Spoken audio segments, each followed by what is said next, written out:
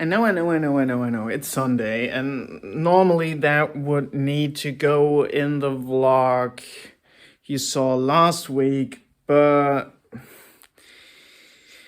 yeah, I already edited this and didn't think and wanted to talk about the session just happened, but now I want to. So let me tell you what just happened. A guy booked the studio a few months back. He said he wanted to come, and then there were some private reasons why he couldn't show up, and that's all fine. So I just did a 1 hour session of an Indian rapper rapping in the Indish. Fuck, I forgot the language. Sorry, I know there are a lot of Indian languages, but he rapped in one of these. And that was really fun. Never heard rap music in that type of language. And actually, I asked him if that's because it sounded to be really, really hard to do these fast pronunciation things in that language. And he said, yes, that's actually it takes quite a practice to get this right. And but he has an awesome flow. That was just an awesome session. I really, really enjoyed it. Didn't understand a word, obviously. But yeah, that's just been a nice, fun session of something I never did before. And I'm looking forward to do this again. If he wants to show up again, that's fine by me. Always fun to do something new. So I'm now gonna do this one love song that I'm not here. Okay, we pretend it's not Sunday and I'm not in the studio. I'm at home taking care of plants and taking care of kids. So I'm not here and you're not seeing this, and now the regular weekly vlog starts. Good morning. Tuesday today. My first proper day of the week, and yeah. I thought I'd come to the studio and tackle a few bits that are not involving mixing or something, because the only two projects I need to mix is Hold On for Midnight Falling. That has a lot of time because we're now first releasing Red or Blue on the 19th of April. And so I can take my time there, and I'm feeling like mixing today. And the other project that could be mixed is Fake That, this acoustic band that was in a few weeks ago. But they meet tonight, and I will get feedback from them by tonight or by this evening. So doesn't make sense to do anything about this. I already have some feedback, but I want to have a coherent feedback from everyone together, so they decide as a band what they want, and I don't want to have individual ideas and things to change, and they might conflict. Sorry, I'm a bit all over the shop. I had a really horrible night, and I'm here by bike, so I think I stop talking and start tackling the first thing I want to do. I want to make sure every preamp in the studio works and is properly connected. So we're gonna do some testing and measurements and stuff. So yeah, a fun one. Let's move on.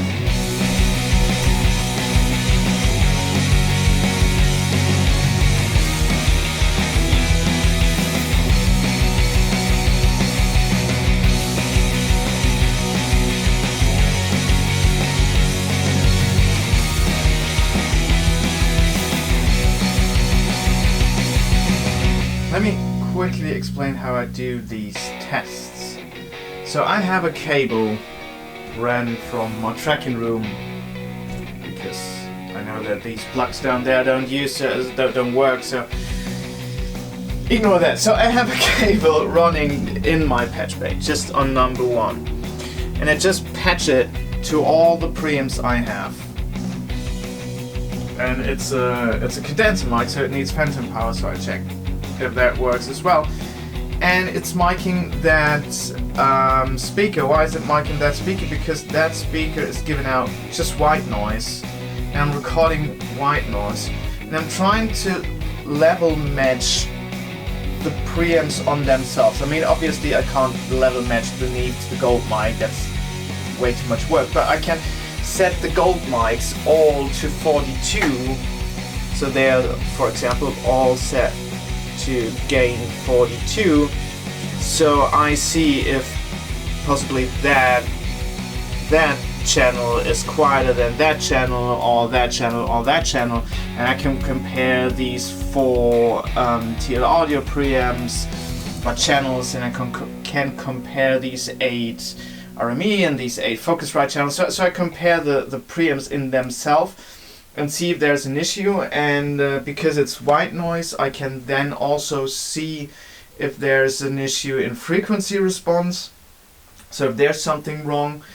And if there's something wrong, as I'm really scared of pulling out the patch bay, I will first rip out the preamp, check the cable there, and as a last resort, then I check the cables on the patch bay. But I hope I don't have to do this. We will see.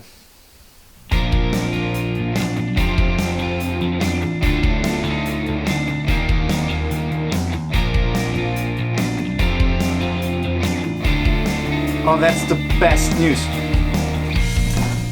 That's just seriously best news. So all the TL audio works. That's awesome. And they work properly, it seems.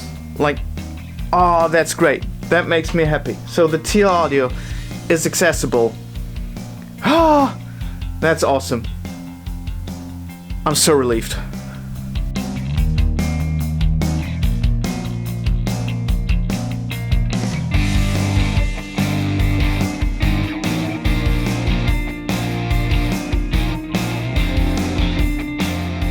That makes me seriously happy. All preamps sort of work. There are just 2 channels of the Octopre that are a bit wonky, but I don't really need them because I only have 24 digital inputs and I have 26 preamps. So I don't need to use them. Now I want to figure out if the inputs over in the tracking room do have an issue. And as soon as I know that, I know we have minimum a workaround, because over there are 28 inputs. So that means we have 4 spares anyway. And it might be just a bit strange to patch, but if that's all, I'm totally fine with that. So, yeah. Let's do the second test, and then let's do a proper dress rehearsal, sort of. Like using an SM57 and that mic, so I have a condenser and dynamic, and patch like we would record Aragon tomorrow, or Forest 19 tomorrow, and just plug in some mics and check in stuff. Because yeah, sometimes the studio feels like haunted, and yeah.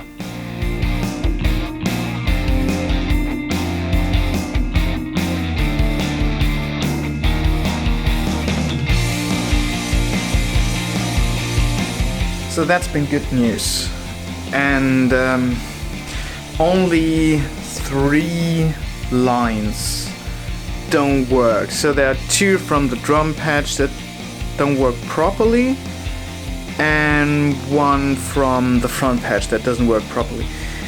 And that's fine. As I said, I have 24 patches and I only have 28 patches, but I only have 24 preamps, and I need 1 for the booth anyway, so I only need 23.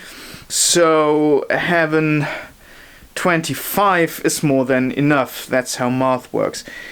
So I think I will keep it like that, and the patch will be a bit all over the shop, but that's fine by me.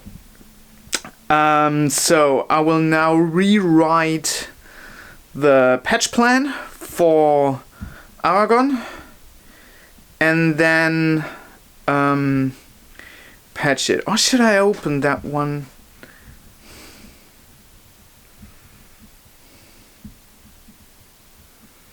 I'm scared of breaking something. If I try to fix something, I will break something else. So let's keep it like that, and yeah, patch around it.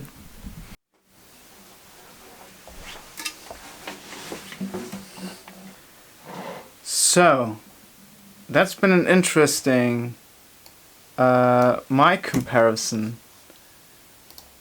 I won't say anything yet, and I haven't listened yet.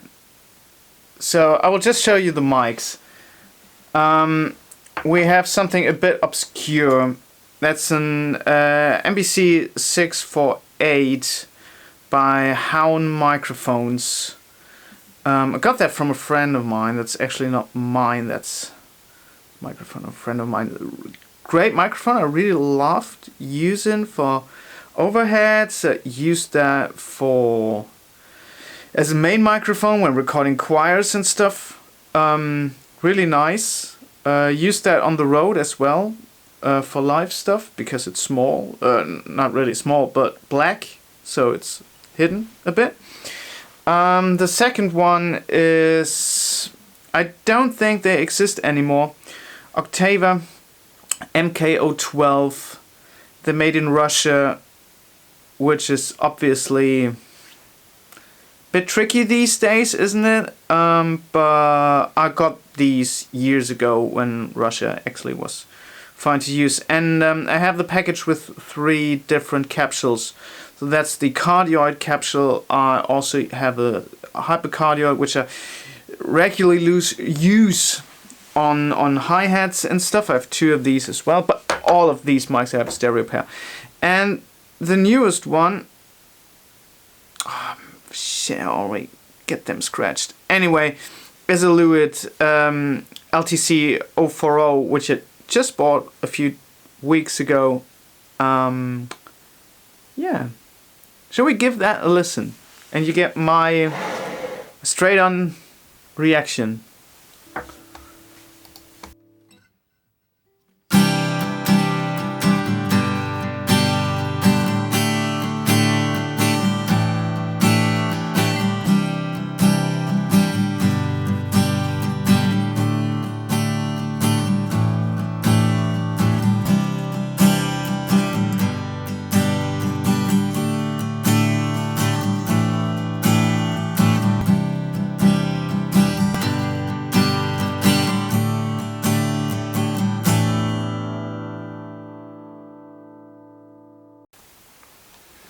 So is the sound being blocked by the other microphones? Because I feel like the MK012 sounds really, yeah, not much high end there. So is it because these microphones were obscuring some frequencies? Let me know if you know that. Let me know in the comments down below. Yeah, interesting. And to be honest, I like the Lewitt the most. So I think that might be our main microphone for recording the choir. Let's see. Let's see.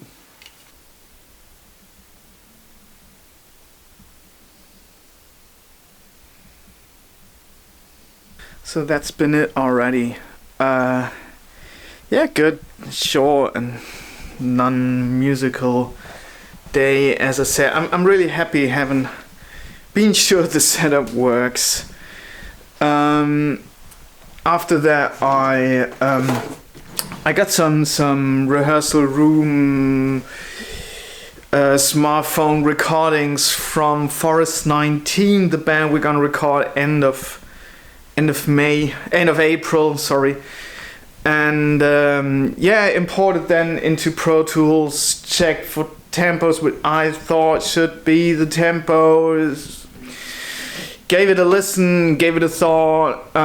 Maybe they want me to have a thought or not. Actually, wrote them a WhatsApp or made a speech message to them, to the band, saying, "Do you want me to have an opinion? Do you want me to get involved into arrangement and structuring the songs and stuff?" Because yeah, when I listen to these sort of demos, I immediately get some ideas and what you could do with the guitar sounds and with the bass sounds, and play a synth there and not a real bass there, and have a programmed drum there, and whatever. So just got some ideas, and I could erase them straight away from my mind, and they say, we just want you to be a recording studio, and that's totally fine. That's absolutely fine, and I can concentrate of doing the best job as a recording engineer as I can. Or they want me to have an opinion, which makes my job way more stressful, because then I have to watch out for the song itself, but also keep track of all the engineering stuff that's around it. It takes a bit longer, and that's why I'm happy to have recordings of the song, so I can make up my mind now, make notes now, and then just reproduce what I thought a week earlier than the record. I hope you get what I mean. Yeah, waiting for the answer. Both is fine for me. Great songs. Looking forward doing this band. Also looking forward to Aragon cover rock. That's all sorted from my side. And the reason, you might think, what's this madman doing? Preparing a session that's in 1.5 weeks. Yes, there's actually a reason for this, because today is Tuesday. So tomorrow I will be here just for a small recording, and then I will be home for a few days, because then it's Easter, and I want to spend some time with my kids and my family. Because, as I said, it's school holiday, so my kids are at home. My wife is just taking care of the kids, but she has a job as well, so we need to share this. And I really enjoy spending time with my kids. That's actually something I enjoy, believe it or not. And so I'm not here that much, so there's not much time to repair stuff. So I wanted to check this today to know, do I need more time before the 6th of April? And the answer now is no, which is awesome. So I don't need to repair stuff before they show up. So I could get sick, or my kids could get sick, or my wife could get sick, and everything is awesome. I'm ready for the 6th. Now, I'm not quite ready, but it's doable. If the next day I come in is the 6th of April, that's fine by me. Yeah, I'm gonna drive home now. As I said, tomorrow, a small recording. He booked, I guess, he said 2 hours, doing, if I remember rightly, it's been like sort of emotional rap type of things, and not really rap-ish, but storytelling thing. I might be wrong, and I might tell you in a few minutes what we actually do. But yeah, I'm now driving home. Still need to do taxes. I hate doing taxes, but it's the time of the year where you do taxes. So, need to do that. Yeah, anyway. See you tomorrow. Wednesday today. Wednesday afternoon, to be honest. Yeah, came here a bit later because again, still school holidays. My wife worked this morning, and now it's my turn. Jose should arrive in like an hour, and we do some working on a rap song of his, as I understand. I guess. Yeah, I think that's been it. Again, privacy. Not gonna point a camera in his face. Setup will be straightforward, the same as usual. I tend to go for a TLM 103 though for rap vocals these days. Like it a bit better than the 67. I think it's a bit sharper. So still set up from the last session. So I think it's a bit sharper on the transients. So like it's, you understand the stuff a bit better and it's not so artificially rounded.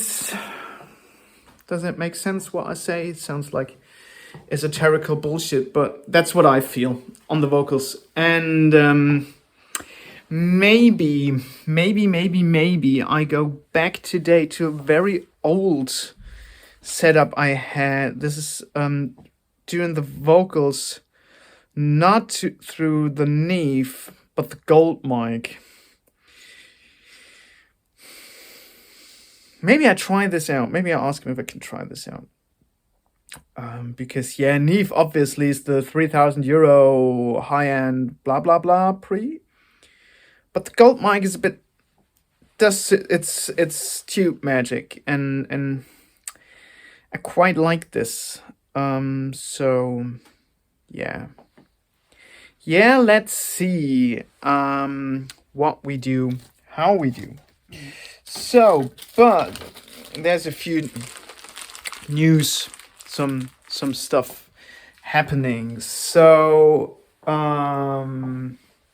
yesterday evening, I scrolled through internet and been on Facebook for the first time in months or whatever, and someone asked if there's a live engineer for a wedding. It's like, well, should I do this? And I asked my wife, should I do this? And I said, well, if I'm not writing, I will, yeah. So I wrote them and said, well, yes, could do this, mixing live on a wedding. And so, an hour ago, I had a lovely conversation with, forgot his name already, and I forgot the band's name already. Sorry for that.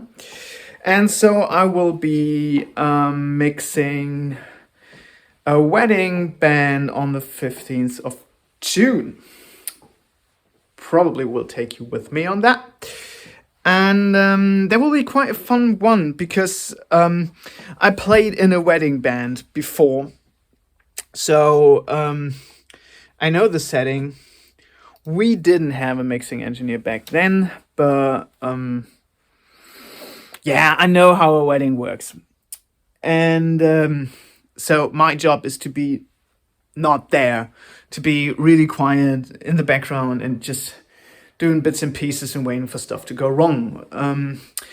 I will not really mix this show, so we will do a long sound check so everything is right, and then they just play, and I will be there in case something goes wrong, occasionally walk around the room and just check in if everything still sounds good or not, and hoping people will enjoy it. We're now discussing if I take my PA or if they have a PA or how we solve that. We'll take a bit live with me or just little bits and pieces we're gonna do. So that's all easy peasy. Looking forward to that. And looks like we have a lot to do in the next few weeks and months, so I try to relax on these days off. 2 more weeks left when my son is at home. Try to reset a bit the next few days, get some energy back, and then 100% go for everything that's gonna come. So yeah, let's move on.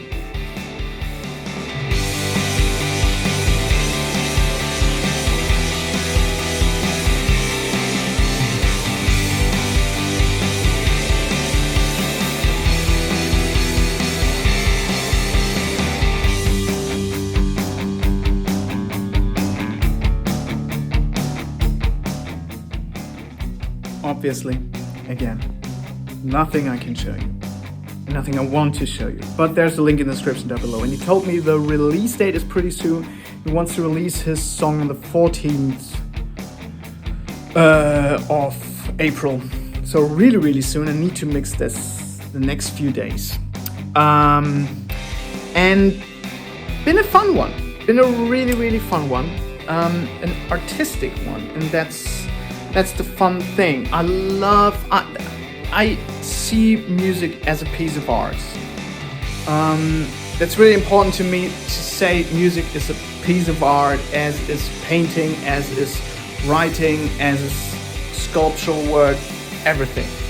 So he did a song, he rapped the song, but it's really artistic. Changing voices, changing power in his voice. Yeah, stuff like that. If you watch this video after the 14th, check out the link in the description below and listen to this stuff. Really interesting and really fun. He's been in the studio first time, so really cautious. And here's a microphone, and that's the headphone, and I did the headphone mix for him. Maybe next time we use the personal monitoring and he can adjust this himself.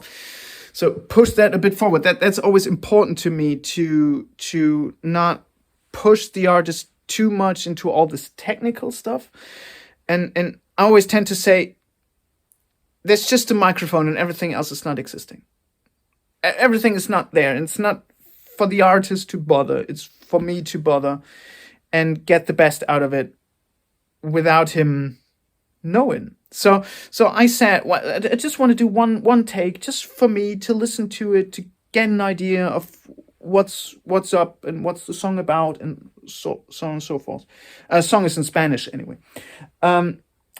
And while he was performing the first take, I was adjusting levels and checking. Had an EQ on with an analyzer. So I'm not EQing yet on the Neve. I used the Neve. But just seeing the curse, trying to hear stuff. And after he finished his take, I said, yeah, let me listen to this. I think that's fine. Let me give a listen. And I played a line and then swept a bit around with an EQ and changed that setting on the Neve. So he doesn't have to perform while listening to weird changes with filtering. But the next performance was just a little different, and no one cares. And so yeah, he's not in that strange situation of someone working on his voice. No, that's not gonna happen. He's just recording his stuff, performing to his best. And I'm not there. And at the end, we have a recording. So, yeah. And from a technical perspective, I tried something new. I tried the DBX 160A on the vocals. And that was really fine, really nice sounding. Not much compression to hear at all, but just evening out a bit the transients. That's awesome. And I had it set to 4:1 ratio with overease on, and it did 660 dB at max. Inserted in the Neve with a touch of EQ, a bit more high end, getting rid of 360 a bit and rolling off at 80 using the TLM 103 microphone. The fun thing about mixing, can't stop talking about this session. The fun thing about rapping in Spanish is that I need to be very, very careful with the de-esser because, yeah, there are some different S syllables than we do in English or German. So need to watch out for that. But yeah, fun one. Fun one. Looking forward mixing that. Now I'm gonna drive home to my kids and need to discuss with my wife when I'm allowed to come back again. Let's see. Yeah.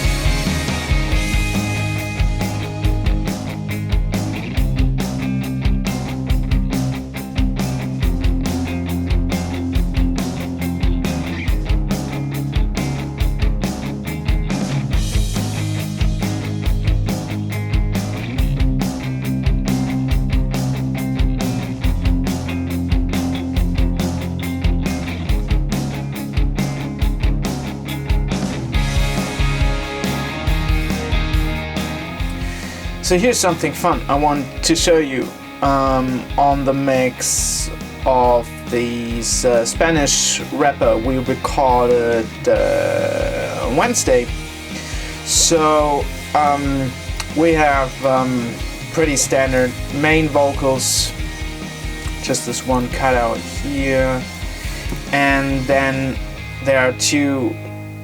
Yeah, he said he wanted to sound like an old man, so it's just pitched down a bit and he speaks a bit different, so that works fine. And then very standard we have this ad-libs, so it's just one main vocal and ad-libs. And I did something fun with the ad-libs because this is all very artsy, so like not the standard rap thing you get. And sorry, I can't show you music yet, you will need to wait, and I put a link in the description down below. But what I did to the ad-libs is I put them in a delay with a quite long feedback, and mainly only on the sides with a width on 200%. So sorry for that. He whispers in the ad-libs, and that's just spread out left and right, and it's just this whisper shimmery thingy on the sides, but the dry signal's still there because mix is only at 22, 23 something, and so you have the ads still there in the center, but you also get this shimmery thing out there. So try that out. That's quite fun, and I like the SSL X delay. It's really easy to use. But yeah, limiting in its ways. So yeah, I like these kind of plugins. So yeah, that's just an insight.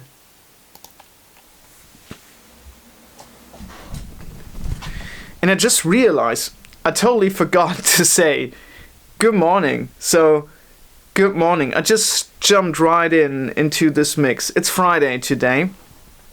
And just tackle a few bits and pieces. So that's the mix for the rap song we recorded on Wednesday. You know what? I have a coffee break now, so fresh ears.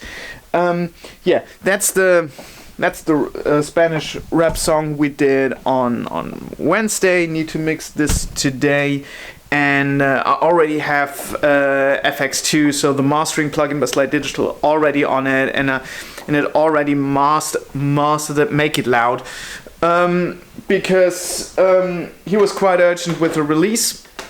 So I want to send a finished master today, not having him to wait to say that's fine, and then I need to come back. So that always takes a bit of time, which I like to have because I like to revisit stuff again, maybe find some problems, but anyway, fine by me. So gonna master that, or mix and master that in the same process today. And I also got a list of Fake That, of this acoustic cover band, so we can tackle that.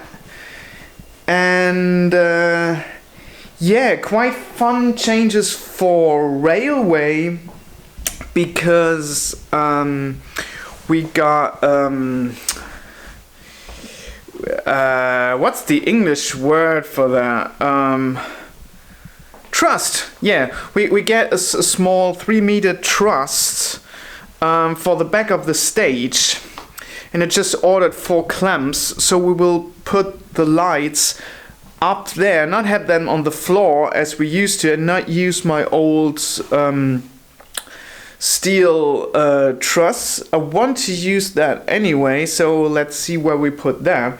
But yeah, will be way better because we can put lights up there higher. And I got a T-bar for lights from a friend of mine, catch that yesterday. And we can so we can put up lights in front of the stage as well, which will be a huge difference, and that's really awesome. And yeah, oh, and did I mention that I'm gonna mix a wedding in June? Don't know. I think I mentioned that already. Yeah, I mentioned that already. Sorry for the repeat. So yeah, all looking good, all looking fancy. And yeah, coffee break, getting fresh ears, then finishing up the rapper, having lunch, doing Fake That, and everything is awesome. Yeah.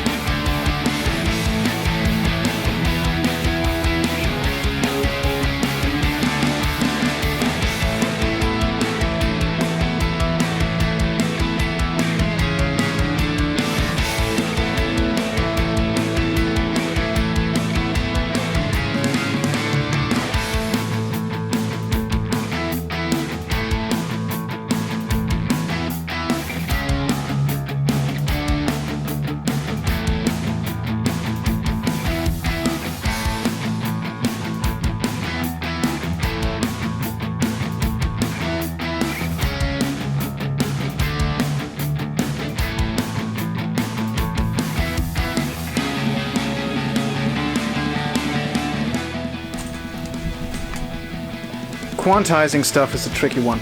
It seriously is.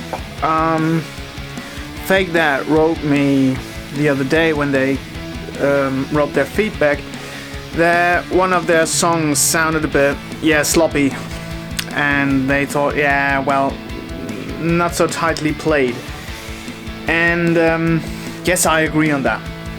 But I just thought, well, we have that day and that's what we get. So let's leave it like that. Sounds like a great band playing together, a live recording take, and sounded fine. So, but they asked me if I could fix that.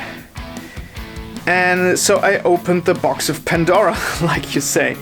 I thought, well, maybe it's the bass and the drums. So I started quantizing every first beat, so every bar, I gridded to the drums. So the drums are in grid, and so I put every bass guitar, the one was on grid. And I realized, well, the guitars are a bit off. It's sort of this blues rhythm, but straight, not swinged, but a straight blues rhythm on guitars. And then I realized, well, yeah, the guitars are off as well, a tiny bit. So I quantized them on every first beat as well. And then I realized, well, it's the timing in between as well, which is sort of a bit off. And then you start over again, and now every beat is quantized. And I realized, yes, you're losing a bit of liveliness, but for that beat, it works, and it sounds actually better all being plumb locked together than having everything a bit sloppy. But I know there are other songs where you lose all the life that's ever been in the song when you start quantizing stuff. So normally I'm very cautious, except when I'm playing guitar, then I quantize everything because I can't play guitar. But that's something different. So normally I try to quantize as little as I need to. And now I quantize everything. And sort of works. Let's see. But yeah, one need to be cautious about that. Seriously need to be cautious about.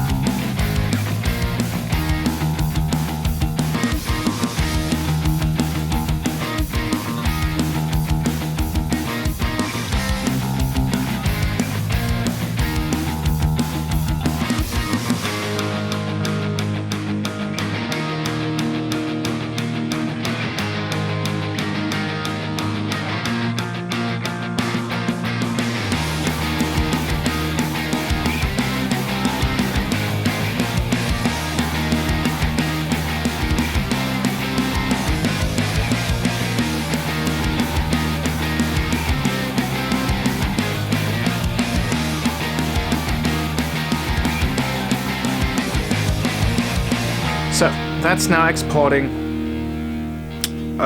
one more song effect there. I think it's 3 to go.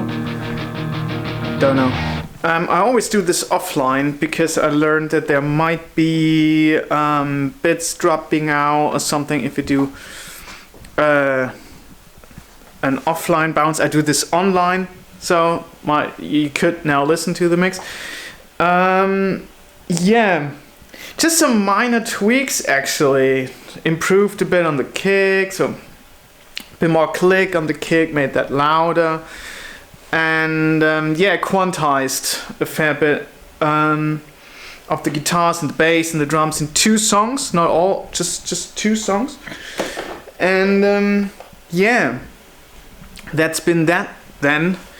I always make sure that if I bounce stuff for the band to listen, that is an MP3 and also a WAV file, which is 24-bit, that in case the band says, yes, that's what we want to have, that's the version then I can use for master, so I don't have to bounce it again and go through that mess again, but that I just, yeah, take the files I already have and use them for mastering. So, and the Spanish rap song is out as well. I did a little, like you see behind me, a little test with the lighting setup, trying to figure out what are the best lamps for the shows, and not quite sure yet. I think I try that out in the hall actually. So as soon as the truss is there, gonna take the lights, my laptop and the software and just try bits and pieces out there. So yeah, gonna put that away now, bounce a few tracks and then go home, and then it's Easter. So that's another week done, a very short week, not much happened, but yeah, holidays. So next week might be pretty much the same, very slow pace, not much doing, but then on the 6th and 7th we have the band in. Might shoot a few things and explain a few things, because it's an interesting setup, an interesting thing to do with a band with so many signals. But yeah, that will be next week. So be sure to subscribe.